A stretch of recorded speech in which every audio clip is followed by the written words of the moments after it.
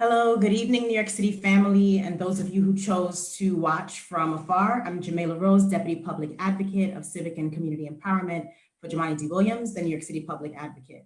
I'm joined by Nick Smith, the first deputy, who will co-moderate the session tonight. And tonight we're kicking off our second installation of Unlock the Vote, Race, Power, and Democracy. It is a conversation with advocates about voting rights for justice-involved persons. And with the 2020 elections in play, I'm really excited that we have a dope group of panelists, and they're going to share a snippet about what you need to know for the upcoming elections, and also how we can stay empowered in this fight to restore rights for justice-involved people. Before we get started, I wanted to make sure that our elected officials had a chance to speak. I'm going to turn it over to our public advocate, Jumaane D. Williams. Thank you so much, Xamayla. Peace and blessings to everybody. Love and light. I'm thankful that we have this awesome panel here. Thankful for Xamayla, my Deputy Public Advocate, Civic Engagement, and my first deputy, Nick Smith, a panel from Lille Society, Anthony Posada, NYCLU, Erika, Lorshbough, I hope I pronounced that right.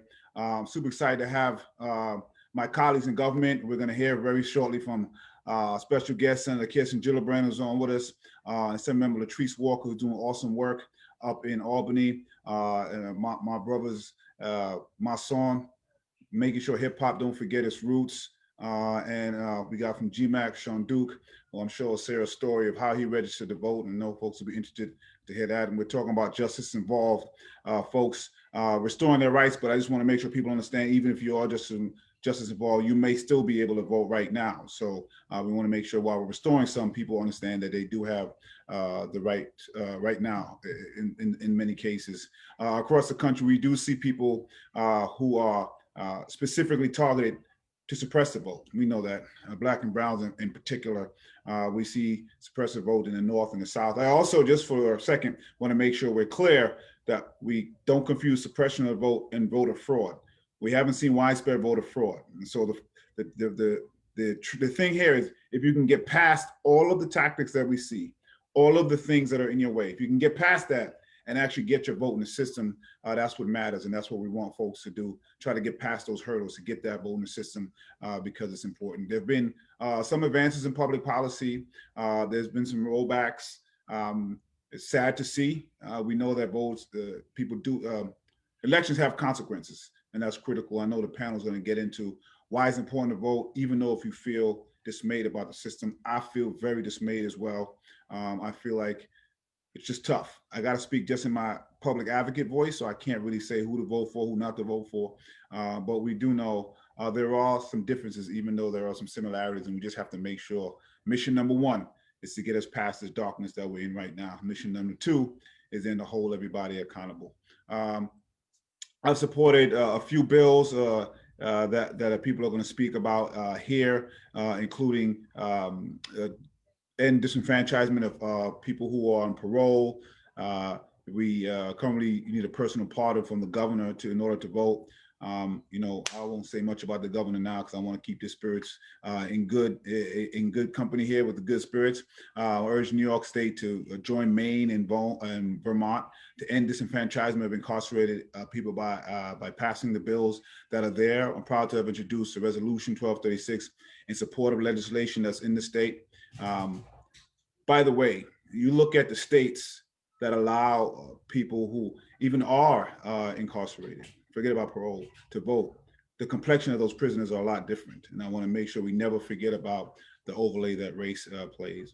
Unfortunately, I won't be able to stay, but we have an awesome panel going to be moderated by two top folks in my office. So I'm happy about that. But before we jump into the panel, which is very important information, I want to allow Senator Kirsten Gillibrand, who took some time out. She could be doing a lot of stuff in the run up to this election, but she's here. So I'd like to give her opportunity. Thanks so much, Senator. Well, thank you. Thank you so much, Jumaane, for hosting us, for inviting me, for your leadership and your vision. And I want to thank all your panelists, including my friend, Assemblywoman Latrice Walker, for being part of this important discussion, and for the work all of you have been doing to promote voting rights. It really does matter, and now is a perfect time to talk about it. The right to vote is a fundamental pillar of our democracy, but for too many people, that right is not really a reality. This year, we celebrate the 100th anniversary of the 19th Amendment, but as we know, that was only a partial victory. Women of color didn't win the right to vote until the Voting Rights Act of 1965. And now, 55 years later, thanks to the Supreme Court's devastating decision in Shelby versus Holder, and the resulting actions of state and local governments across the country, too many communities of color are still fighting for access to the ballot box.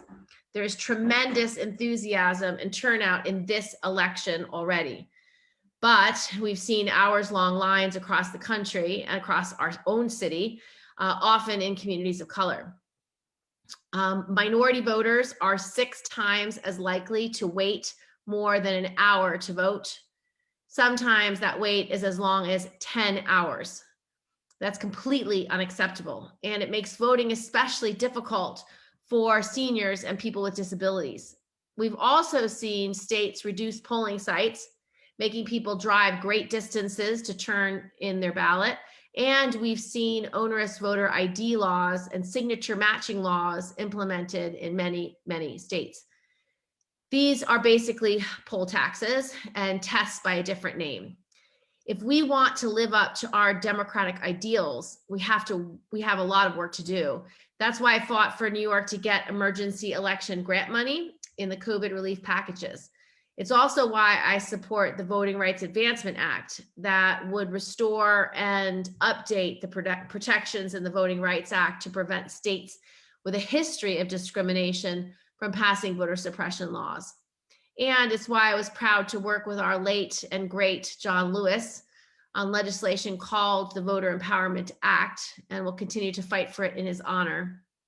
The Voter Empowerment Act works to improve and modernize our elections in several key ways. First, it would expand voting options by establishing 15 consecutive days of early voting, expanding access to vote by mail, allowing higher education institutions to serve as voter registration and polling places. It would also improve voter registration by creating automatic voter registration for eligible individuals and requiring accessible online voter registration. Second, it would improve our election process by providing standardized poll worker training, creating a national voter protection hotline, shoring up the Election Assistance Commission, and crucially, by prohibiting voter purging and the deceptive practices that have been used to disenfranchise voters in communities across the country. Third, it would address the fact that the United States is one of the few Western democracies that allows for people with felony convictions to be permanently denied their right to vote. That has to change. And I'm glad to see many people joining us tonight who want to unlock that vote. The Voter Empowerment Act includes the Democracy Restoration Act, which restores voting rights to nearly 4 million Americans who have served prison sentences for felony or misdemeanor convictions and are now back contributing to our communities.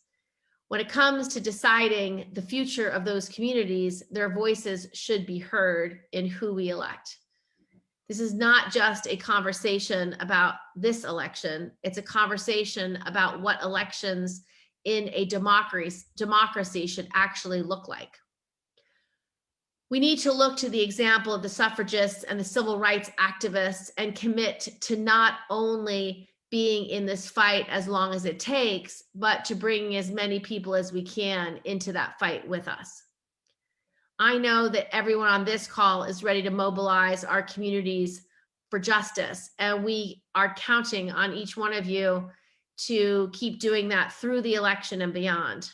I personally will keep fighting for all these changes in Washington as hard as I can, because I know that you're going to continue to fight that hard as well. So I think all of us can do whatever it takes, that everyone has a right to vote in our state and across this country. And I appreciate that you invited me to be part of this critical work. And thanks again, Jumaane, for having me on this call. No problem. Thank you so much for giving us some of your words and the great work you're doing over there. We know you also have to run. There's a lot of stuff going on now. And I'm going to myself pass it back to Xamayla and Nick And I know our colleague in the Assembly is going to be speaking on the panel, and she's going to talk about some of the Black girl magic she's doing up there every single day. So I'll pass it back. Peace and blessings to everyone. Love and light. I know it's some tough times, but you know, we've been, our ancestors came before us, been through a lot. We're gonna make it through this together. So let's keep pushing. Peace, everybody.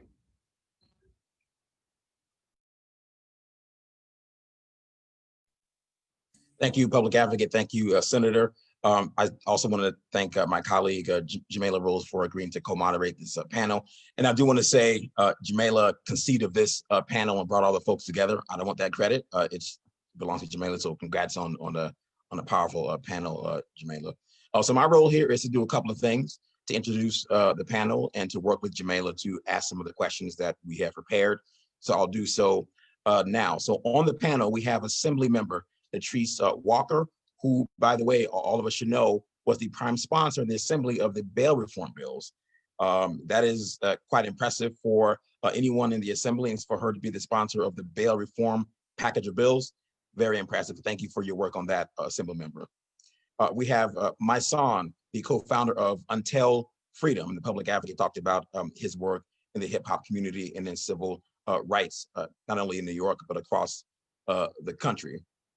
Shanduke McPhatter, CEO of G-MACC out in Brooklyn, one of our really powerful cure violence groups. These are folks who are on the ground in our communities, really making sure that our young people know that there's a better way and that we do not have to resort to violence to solve the beefs that we may encounter. So Shanduke, thank you for your work all across Brooklyn and of course in our city. From the NYCLU, Erika Lorshbough, Deputy Policy Director there at the NYCLU. Erika, thank you so much for attending. And of course, last but not least, from Legal Aid, Anthony Posada, Supervising Attorney at the Legal Aid Society. So that's our panel. As you can tell, a lot of powerhouses get ready to speak. And we'll start with our Assembly Member, Latrice Walker, with the first question. And it is this. Tell us from your perspective, Assemblywoman, in your view, what is voter suppression? What isn't it? And how does the legacy of slavery of Black and brown bodies affect the way we legislate when it comes to voting rights and felony disenfranchisement? You have the floor, Assemblywoman.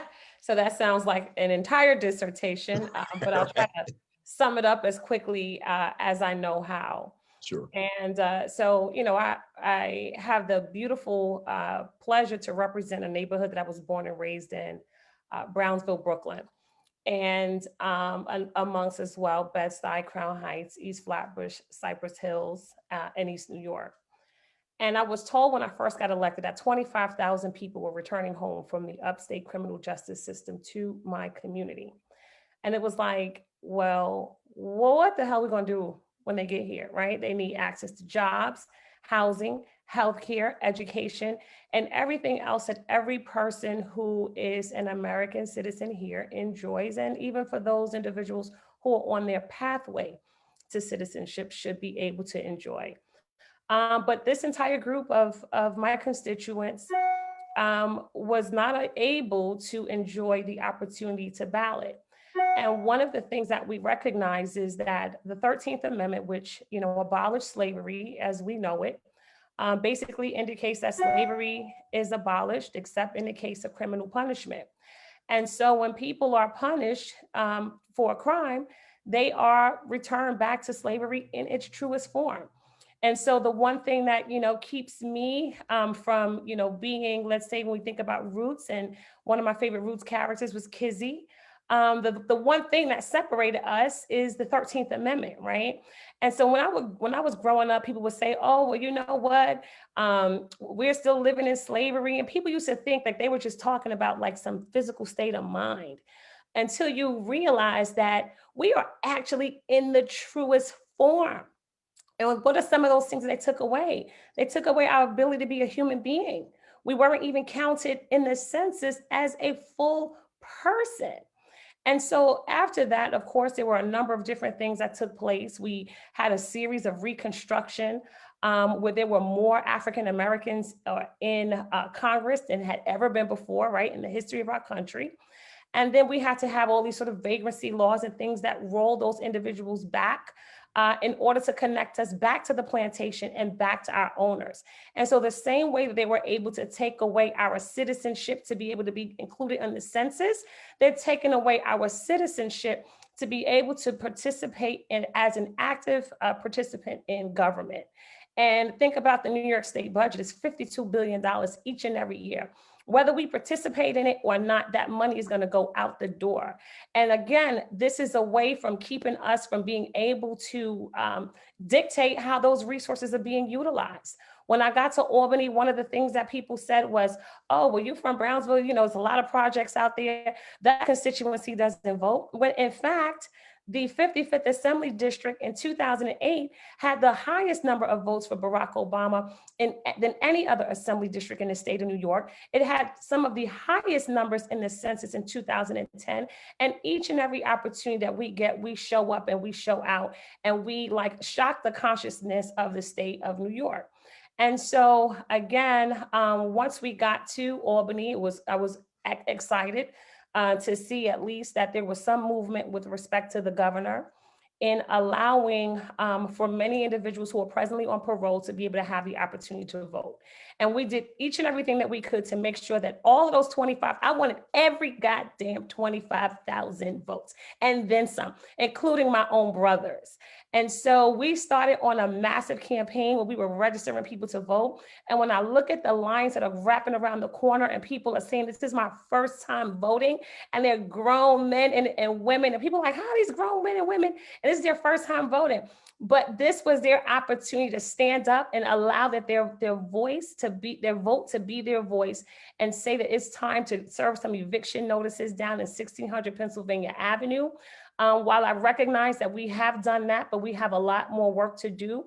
We need to eradicate the need for people to have to get certificates of relief, certificates of good conduct, pardons, etc. And let's just allow for people to, you know, have adequate access to the ballot because we know that our lives depend on it. And when people try to tell you that your vote doesn't count, you know, it's the most ludicrous thing that I can think of, because if your vote didn't count, then why would folk go through such huge extents in order to prevent you from doing so? Like, what type of person does it take to hang somebody from a tree for registering someone to vote? We just honored Medgar Evers College on the subway station with my colleagues.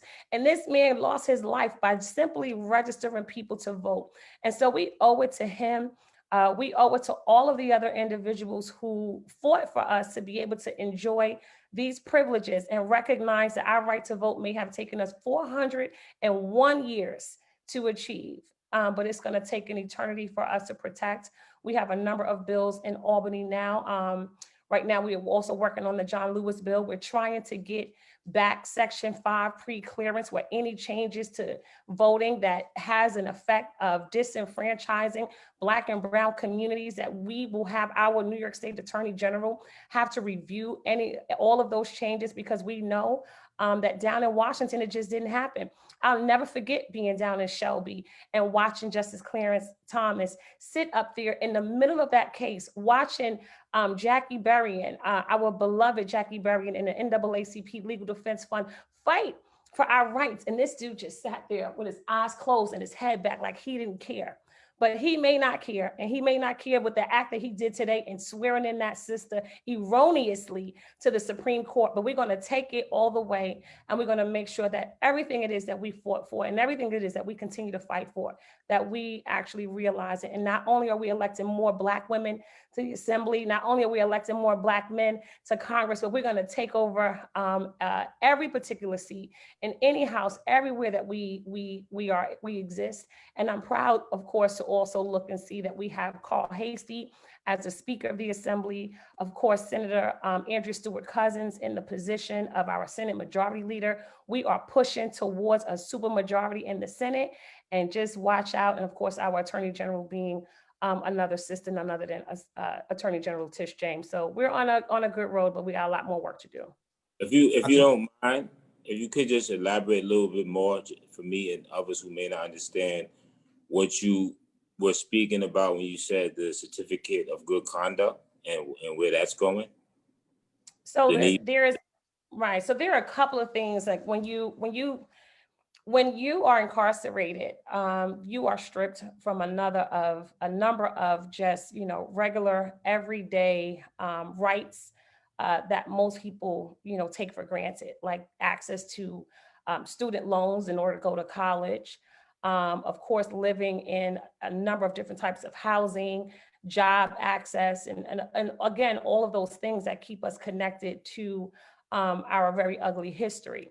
And so there's this piece of paper, pretty much, which is, very cumbersome for folk like, particularly in my area, who don't even have access to broadband. So forget about printers and printing all this stuff out.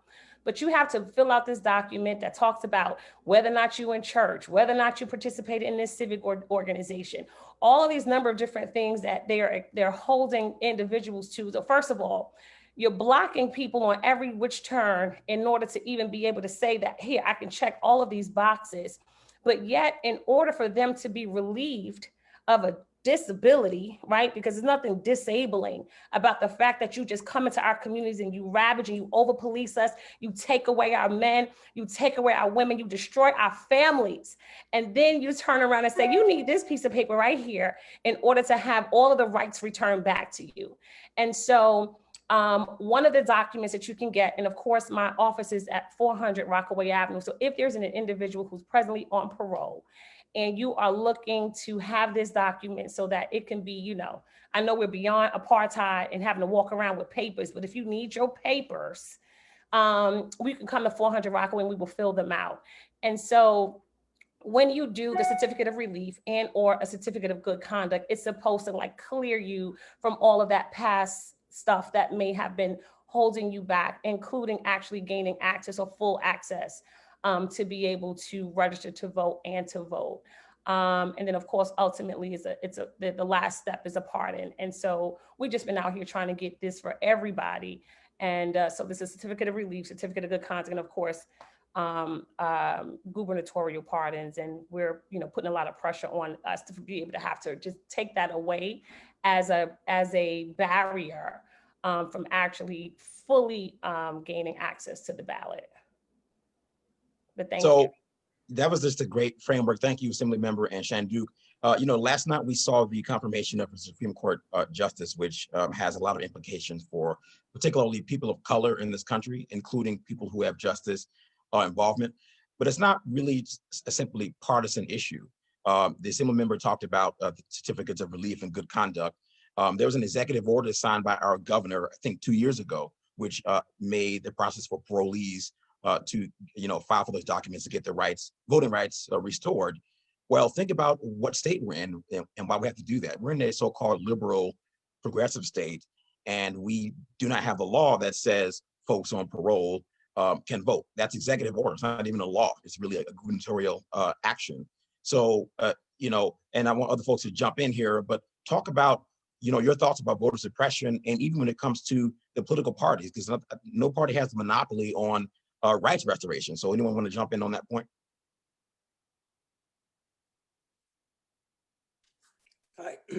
I can like add what our work has done and what we have seen around these issues, Nick, which is really at the heart of the first question, which was, how has the history of slavery affected the design and policy of current laws? And it's a history that's inseparable from that, because the current system that we see, why would it take a governor's order, right, a pardon, to give people who are supposed to be coming back home like their right to vote? Like, let's not strip people of the right to vote in the first place. Let's not practice disenfranchisement. Let's, as a state, recognize that we should not be taking people's rights away to vote. And if we believe that people should be given an opportunity to enter the community, then meaningfully engage them in that process, and not by sidestepping or requiring them to have all of these papers, as the Assemblywoman was just explaining. But that can also be done away by having expungement or by having a clear process. But there's just so many ways in which the current system shows all those gaps and shows how that history has not gone away, and how it's also very deliberately moving very slow to do anything to change that. That's right. While you all were speaking, I was thinking about, you know, how the New York State Constitution didn't even try to hide the racist choices that it was making. There's two provisions from I think it's the 1821 Constitution. I think it's 199 years old this year. And the one was the provision that we are looking to strike down, which is, you know, taking away the right to vote from anyone who commits an infamous crime, whatever you want to call that, whatever you decide that might be.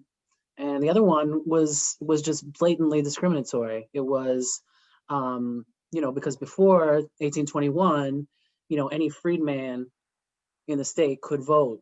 And they did that at the time because there were almost no people of African descent that were included in that class of people.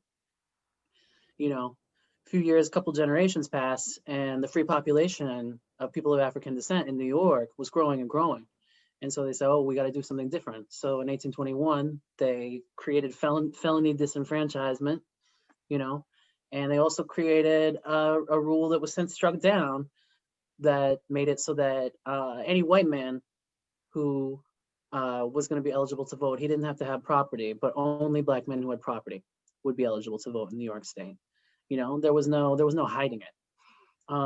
You know, and I like to keep this on tap because people don't understand when we're talking about, you know, felony disenfranchisement now. Really, truly, the roots of this are entirely mixed up with America's racist history and with the history of enslaved people in America. Thank you for that, Erika. That was really, really a good segue into some of the work that both you and Anthony are doing. And so now I want to shift our discussion a little bit towards the advocacy and groups that are on the ground. And Shanduke, this is you and this is Mysonne. I know that you're not necessarily voting rights activists, but you are spokespersons for your community and people listen to you and they listen to what you have to say. So the question that I have is, what are some of the changes that we need to push this conversation forward? So we're here, you know, a group of advocates and activists, and we're talking about this, but this conversation is not necessarily taking place in the streets. What are some of the suggestions that you have for us to get people talking and for us to kind of get to a place where we're pushing Albany and our state and city legislators to do what's necessary to move this forward?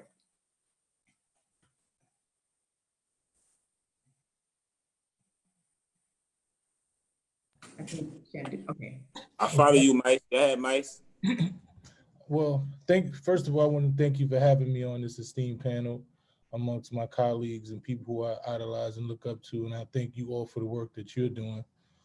I think for me, you know, like you said, it's particularly difficult in this election because, especially on the streets, we are aware of, you know, the history of the candidates, the history of America, the history of voting, and it's hard for me to get people enthused in this reality of what it is, the time that we're dealing with. You know, a lot of, like you said, a lot of people are formerly incarcerated and they understand what candidates have led to incarceration in our community. So when we're having these conversations and we're talking about what needs to be done, and they don't really see the difference in the candidates, they don't see a reason for them to go out and vote. You know, so what I've been pushing is, you know, reality is that we are underneath the government, and somebody's going to be our president. Somebody's going to enact laws. Somebody's going to enact policies that are going to affect your life, you know, dramatically. So if you're not a part of the process that creates and enables and puts the people in position to control and dictate what goes on in your life, then what are you actually doing? You know, if you're not going to live outside of the law, if you're not going to live in the Amish and live in the country by yourself, and you don't have a social security number where you're not paying taxes, you know, the reality is you have to live within this society. So we have to engage them on just facts, because trying to tell them about different candidates, no one's enthused about the candidates. I tell them, regardless of what, as an activist, my goal is to fight for rights. And no matter who's in office, I have to fight that person. Some of them is going to be an easy fight. Some of them are going to be a harder fight. So what I do is, I'm electing a person that I'd rather fight, you know, and that's what I tell them all the time. You have to put somebody. I don't want a friend in the White House or in any house. I'm looking for a better adversary, a better opponent. You know, and that's what I'm voting for. I'm voting for a better opponent. I'm voting for Breonna Taylor. I'm voting for Ahmaud Arbery. I'm voting because I understand that if I don't vote, there are different ramifications that are going to happen to my people directly. And they don't know that because a lot of our people in our community, they've lost faith in the system. The reality is they completely lost faith in the system.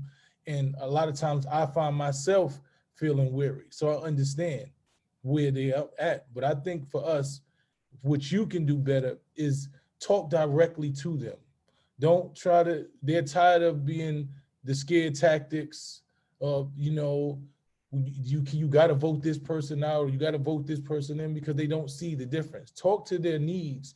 Tell them exactly what it is that the candidate that you're telling them or who you think they should vote for or who you think is the best person. Tell them what that individual is going to do directly to affect our communities right now. That's going to change their reality right now. So, thank you. So, like Mike said, thank you for the opportunity to be on this esteemed panel. I appreciate everybody and the hard work you're doing. I'm definitely one who likes to use both ears and listen and understand where everybody's at in their work. So it's definitely great to hear the things that I've listened to as far as Assemblywoman Walker and the work that's being done. And for me, you know, I'm formerly incarcerated, just like my son. So we've been through a different experience. And that experience has really, when we talk about the criminal justice system, it has given us a different type of understanding of it that makes us more powerful as Black men and women who go through that system. And I believe that's one of the main reasons why they focus on making sure that we don't have, that the felons don't have the right. I won't say we because I'm no longer someone who don't have the right to vote.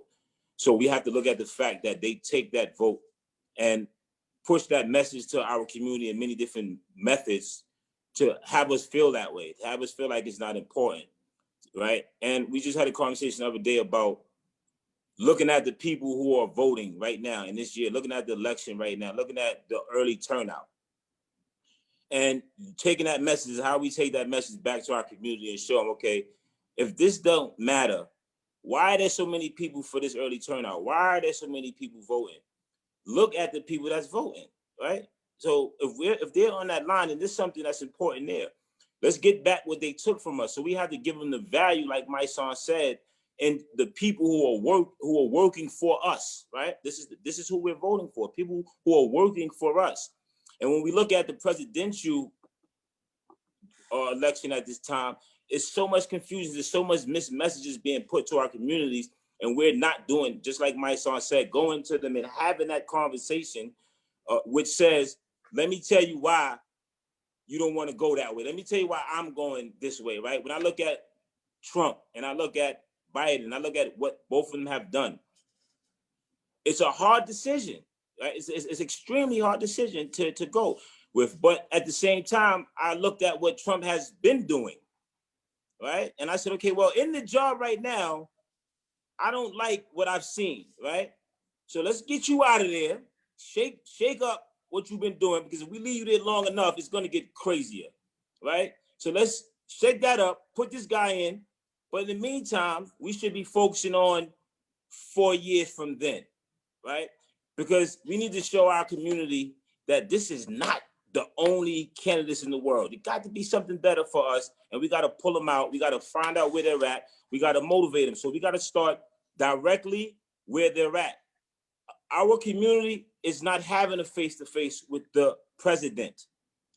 Our community is having a face-to-face with the councilmen, councilwoman, public advocate, and it's very rarely where some of them have the conversation with the mayor. So we have to really fine-tune who is coming into our community as electeds and teach our community what these electeds' jobs are. They don't know. They're not paying attention to that. When I first came out of prison, I started focusing on gun violence prevention. And when I got to working with Jumaane, we are walking through East Flatbush, and our focus is on gun violence prevention.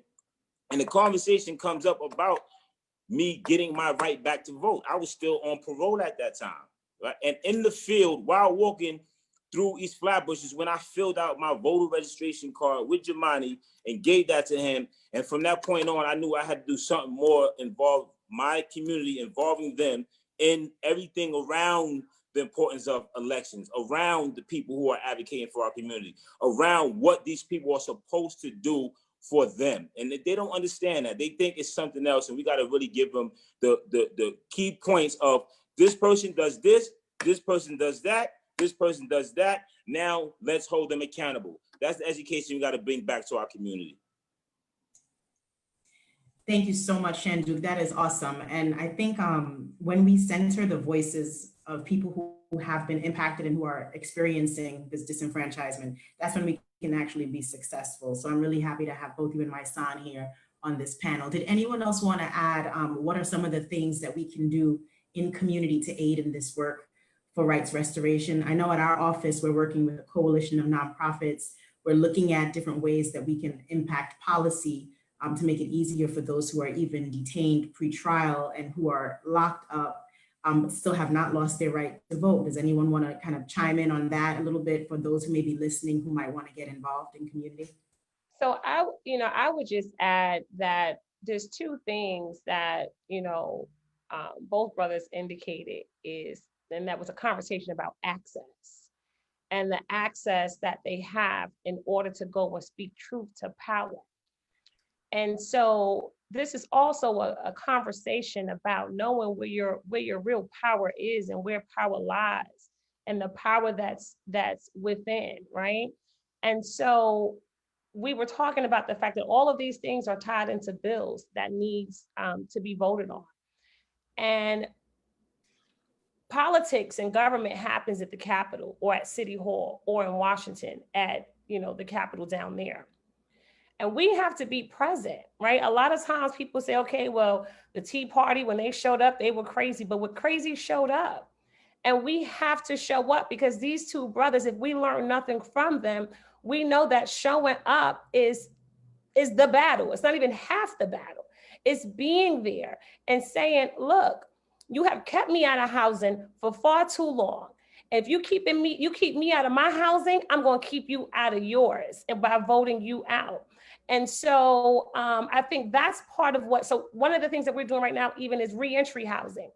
And, for individuals who are coming home and instead of people going into like these halfway houses, families that continue to be separated, you go over here while the kids is over here with the grandma or with the mom. No, we want to reunite families back together. When you're having this conversation about affordable housing, you need to be talking about justice-involved housing as well. For young people who are aging out of foster care, for young people who are coming out of the juvenile justice system. All of these individuals it's about a conversation. And one of the things that I used to think, like, I was an entertainment lawyer. I worked with Lonzo McMillan, and people always say, well, what is an entertainment lawyer? And for me, it was like every kind of law, but for entertainers. And so with respect to voting, you vote issues, you don't vote people. And if your issue is the fact that you need a place to live, then you need to get out there and vote. If the issue is that you need access to a job because you need workforce development and all of those things, you need to get out there and vote. If you need to make sure that you're getting the resources for those cure violence dollars that we are talking about, you need to get out there and vote. And people need to see you, because out of sight is generally out of mind. And so when the buses get ready to leave from in front of Fulton Street, downtown, your office, my office, wherever, it is incumbent upon each and every one of us to organize those young people, to organize all of those individuals and take them back on that bus, right? Because it's either this bus or that bus, shoot, have your pick. And I advise you to get on this one, because when you get on this one, then you remove those other buses, out of our communities. Right, but I think that's what Mysonne was speaking, is the inspired young people. How do we re-inspire them to be part of that? How does that become something that they understand the importance of? Right? How is it being communicated to the community for them to really know what it is to lobby in Albany? Right? How do we get that type of help in the community? Right? That's what we need to be able to educate them. Because when you look at marketing and you talk about entertainment, you look at marketing. Marketing throughout this world has always been for the profit and never for the prevention. When we look at gun violence in our community, You don't see no money going into marketing on NTA. I see power. I'm walking through the airlines. I see power everywhere. I'm like, okay, 50. I'm happy for the brother, but where's the thing that says this is where you go for support prevention? This is where you go for trauma. Where's the resources put in? If I'm a felon who was released during COVID-19, there's been no resources. There's no jobs for people who are non-felons, and they're being released, and they might be riding the train, and there's nothing to guide them to the direction of support, right? How do we get to that? That's the type of help we need. I'll say, I mean, I can't speak for everybody else, but I know that I represent 29 NYCLU developments. And my office is on Pickin. I'm on Pickin and Rockaway. I knock on doors. We do what we have to do. We are out there getting folk employed. Sister LaShawn Muhammad, she has a great group. Like, we come out of the coalition and with ARC bars. And so our grit is really sort of like within our DNA. Do we have a lot more work that we have to do? Absolutely. I took a seat of someone who lost his seat to something less than admirable, right? And so I had to go back and restore faith in the fact that, you can believe again. Why? Because I'm little Nikki from the block. Like, this is the girl I jumped double dutch with. We might have got into this. We might have did all these other things. And this Nikki is elected. And when they see that, then it gives them something else to believe in because she's one of us. And I think that that's also, and then once we take that first trip up to Albany, and let's say like one of the ways that we got bail reform passed was because Powerful, or Mr. Robinson, was one of the folk who came to Albany and sat down with every elected official to talk about his story and his incarceration and what it's been like now for him on the ground. And he brought another person along. And then I think the more that we begin to just bring people up there to have that experience, even if I just bring them the caucus weekend and they up there like, oh my God, this is what's happening up there. And then they bring somebody else along because someone brought me. A sister, Lisa Kenna, took me on my first trip to Albany. I had no idea what was happening up in Albany, but the fact that she took me made me turn around and take 3 others. And now, look, like my double dutch partner is now in the New York City Council. That wasn't by, like we grew up saying, this is gonna be possible for us. We were exposed to it. We took a chance and, here we are. And so let's even talk about cannabis, right? That's a big topic that all young people want to talk, not just young people, including myself, that everybody wants to talk about, right? And so that's a hook. And then once we're able to get them on that, look, I need you to get on this bus. I need you to carry around this petition. And people are excited and inspired about it because you know what? Weed is about to be legalized. And then that breaks into the conversation of expungement, which is a bigger thing. So we can get them talking about weed and now say, let's go get expungement for all these felonies because we've never had expungement in the state of New York. And so that's how we begin to do the building blocks of people being empowered to go speak truth to power. Okay, so why there's expungement? Why are you fighting for expungement for that? These are things that's important to the one who's been convicted of marijuana possession, right, and spend time in prison, and they're not going to get that first opportunity of the minimal opportunities that come into our city to open up a cannabis business, right? How do we now look at that type of retribution for those who have the finances to go into that type of business as well? Well, I just want to say that all of that's being framed, and I know we're running short. All of that's being framed right now. That conversation right now, all the sausage making is taking place. And so again, it becomes incumbent on each and every one of us to be present and involved in that conversation. But rest assured, people are having that same conversation right there. So, of course, let's just, get in it and do what we got to do. It's gonna happen though. I believe it. Thank you for y'all sharing that. I did want to say that we're running a little short on time. So I wanted to make sure that we were able to get through to some of the other panelists, but this is a good conversation. We probably should have had 2 hours in that one. I know Anthony Posada wanted to say something. So Anthony, if you can kind of get and make your point really quickly, and then we'll swing right back to Nick to kind of get into the next topic. And we have about 9 more minutes left before we have to hop off this call. So just wanted to do a quick time check. Anthony, go ahead and say what you wanted to say. Thank you. So I just want to shift the responsibility back to the systems that created the harms, because they're the same systems that are perpetrating the harms. And so a part of the reason, I guess, why I'm even on this awesome panel is because I've been doing some work with some folks since 2015, 2016, going to Rikers Island to help people get registered to vote. That was before that was like right at the heels of the Trump and Hillary, the first election, 2016. Then we started going back in 2018, and we got upwards of more than 500 people registered, and many of the same conversations are echoes of what I have heard on this here, which is I've encountered people who completely don't want anything to do with the system, who feel that the system has excluded them, marginalized them. They don't feel that, why would they vote? Why should they even care about the whole thing?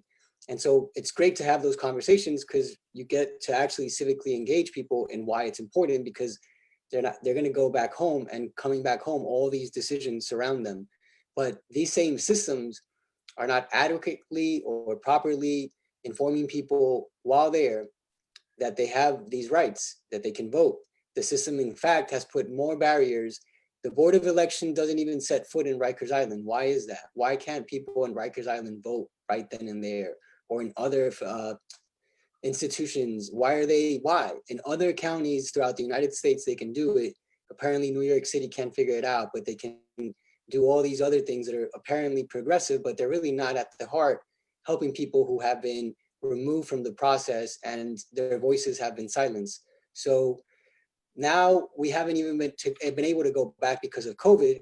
So we don't know what's going on, but we know that whatever it is, it's not what we were able to accomplish, which is to properly engage people in a conversation about why voting is important and making sure that those ballots don't get lost in the process. So just taking it back to the original question, that the design of the current policies and laws is not separated from the history of slavery and how to control Black and brown bodies. Well, we also just did automatic voter registration, and we need for the governor to sign that bill. It's sitting on his desk. And that way we don't even have to worry about the piece of paper anymore, because when you go to many of these agencies, you will be asked, you will automatically be registered to vote unless you don't want to be registered to vote. And so I think that when we are able to get that, that'll also take away some of the barriers and a lot of the legwork that I know, Anthony, you've been doing really out on Rikers Island, and you've been doing a yeoman's job with the absentee ballots and everything else and getting people voting. And people have came and told me. So I know that you're out there doing what you got to do. And I'm really honored to participate on this panel with you. I want to hand it back over to Nick so we can just go over our last point, and then we wanted to give some technical information. I'm not sure who wants to do that. If that would be Erika or Anthony, just about how people can how people can vote in this specific election, and if they did want to get the governor's pardon, what process they needed to go through. But Nick, if you wanted to just ask your next question, and then we'll wrap from there. Yeah, that was actually my next question, but let me do it in two parts. So let's do the technical piece first about, if I am someone who is justice involved, tell us, Anthony or Erika, let's bring you back in. What should I know? So if I am sentenced to probation or I am paroled, what do I need to know? Let's start there, and then I have a part two if there's time. Yeah, sure thing. So happily, folks in New York who were sentenced to probation never lose their right to vote. So that's really important to know. One of the things that happened after the governor signed his executive order is that it shifted the paradigm in New York, where it's like before, most of the time, if you had justice system involvement, you probably wouldn't be able to vote, unless you were done with your parole and passed it. Now the paradigm has shifted. So most people in New York who have justice system involvement are actually able to vote. If you are sitting in Rikers right now, most likely you still have the right to vote. However, you'd have had to, apply for an absentee ballot by now. If you have been convicted of a felony and you served your time and you're re-released into your community, you don't actually have to do anything to get the governor's pardon. It's sort of automatic. The problem is that your parole officer is supposed to talk to you about it. They're supposed to make sure that you have registration forms to get back on the books, because that's not an automatic step at all. You have to be able to register to vote. For this election now, it's too late, but it's important that people know. And, one of the questions before was like, how do we connect people to this feeling of power in the vote? And the thing that I always say to, young people of color, Black people, Indigenous people, is if that vote wasn't powerful, then why the hell did they fight so hard for you not to have it? And if you think on that, then you could get that feeling, that vote is something to chase after. It might be one small seat at a very big table, but it's a seat. And someone didn't want you to have it, and now the pathway is there for you to have it. So it's meaningful. Anthony, anything else you want to say? No, you really put it, Erika. Those are the key points right now. Most people, even on Rikers Island, unless they've been sentenced on a felony and are waiting to just being sent upstate, they have right, and that they can actually vote. Assuming all those things, they can vote, right? It's just about, is there a clear process set up? And the lack of those things just sometimes speaks volumes. No doubt. Okay, so here we are. It's 7:27. We're wrapping up. I've heard so much from Mysonne and Anthony and Erika and Assemblywoman. Of course, you're always amazing. Shanduke, always hitting, whatever you say is always hitting right.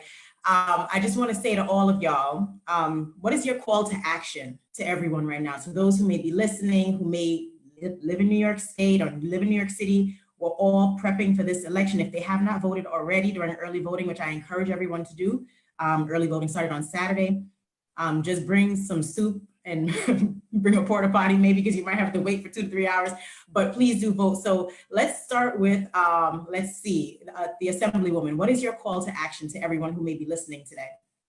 So I want to go back to Soul to the Poll. That was the day, that Sunday before Election Day. I believe in this instance it's November the 1st. It was the one single day where there were more votes garnered for Barack Obama than any other day. And it's because no matter where you were, if you were in church, you were at home watching TV, everyone walked themselves from church, from wherever they were at, to the poll sites in quiet dignity with their family members.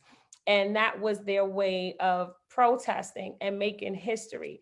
Let's not forget, we got a sister who's on this ballot. Like it or love it, it's not everything you're gonna love about everyone.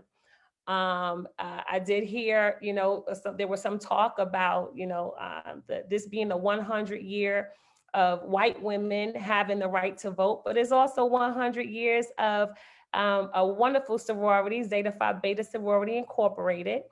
And so she is a sister who was a D9 sister. She's a member of Alpha Kappa Alpha, of course, none other than our very first African-American woman who is running for the position of vice president. Let's put her in office. If we need to have a family fight for her around all of the incarceration that may have happened under her leadership as a top prosecutor for the state of California, we're gonna have that conversation. But let us have that conversation by identifying her as Madam Vice President.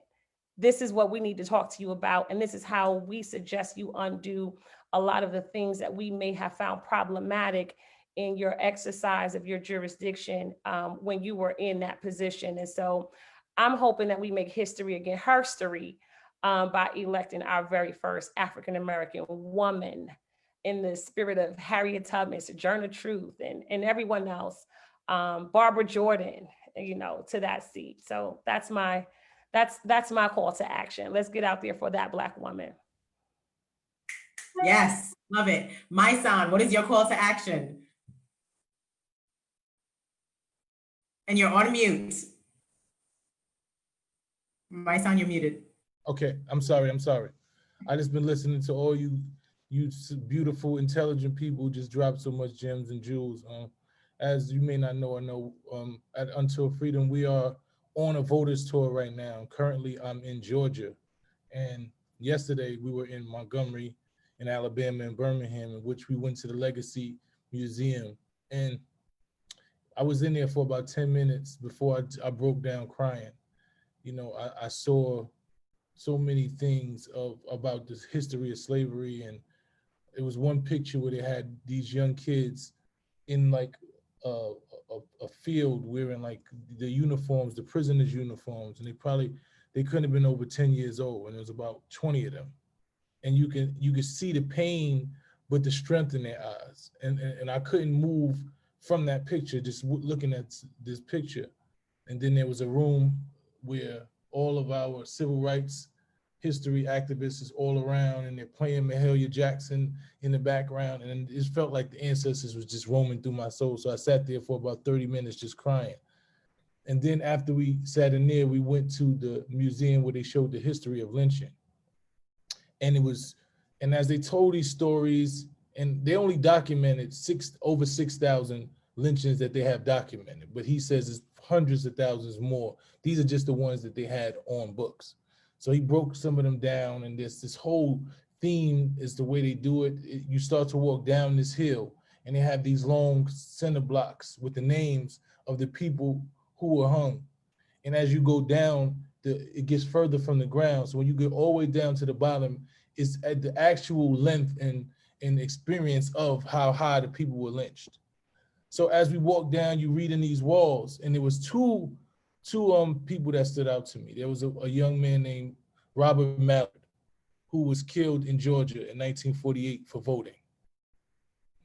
And there was a young man named Elbert Williams, who was killed in 1940. He was part of the NAACP, and he was trying to register people to vote. And as I read those names, I just kept seeing those names over my head, because these are people who, they weren't the mega Evers. They weren't people that we knew who were trying to, that were historically known.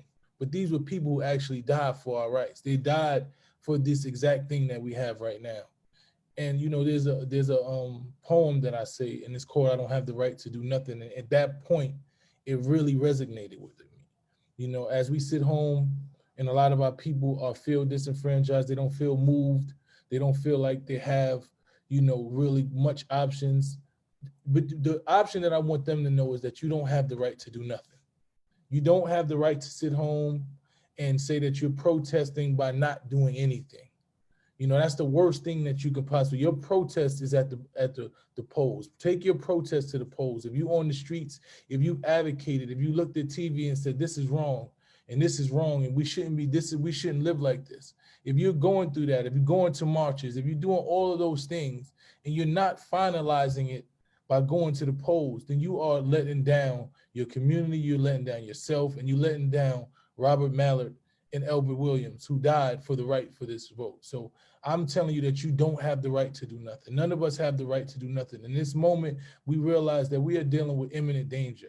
So sure, none of these candidates are ideal for us, but we understand that right now there's something going on that is imminent danger for our lives. We have someone who has no problem, who has emboldened racism in our country, who have racists feel comfortable to come out and talk to you and try to harm you. We knew racist was here, but now they've taken off sheets. So I just want you to know that you don't have the right to do nothing. That's deep, brother. Thank you for that.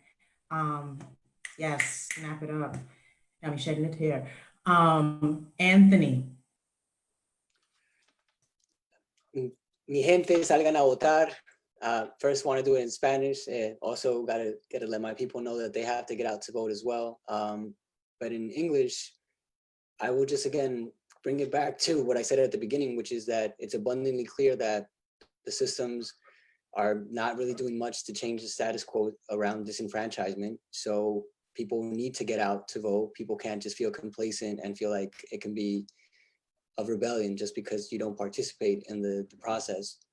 At the heart of it, you do go out and vote, but you also don't feel like that's the end all be all, right? It takes a village to then make the other change that you want, right? Your friends, your neighbors, you have to come together to make that change happen, because one person alone isn't just an island. Like, you don't cast that vote and everything else starts to happen. You cast that vote and then you keep everything else going and you keep joining the movements that you're a part of. But complete separation or saying that you want nothing to do with it is just letting others railroad you and your choices and the decisions that are going to immediately impact you, whether you believe it or not. Thank you so much for that. Erika, your last closing statements and call to action. It's hard to follow what has already been said, but I feel very aligned. I feel like, I would be it's hard for me to say to someone like, you don't have the right to do nothing.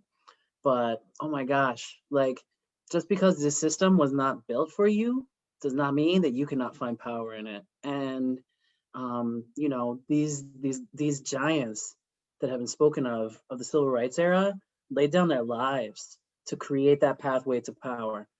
It was not for no reason. These, you know, the masters and the slaveholders that founded this country, they tried to keep you from your vote. That was not for no reason. And so to me, it's like, you know, what I want to say to folks is like, if you, let's say you are out on parole and now you have your right restored, you know, even if you can't figure out what the system holds for you to cast your vote, think about the community around you, the people who do not yet have their right restored, the people who might never get it back.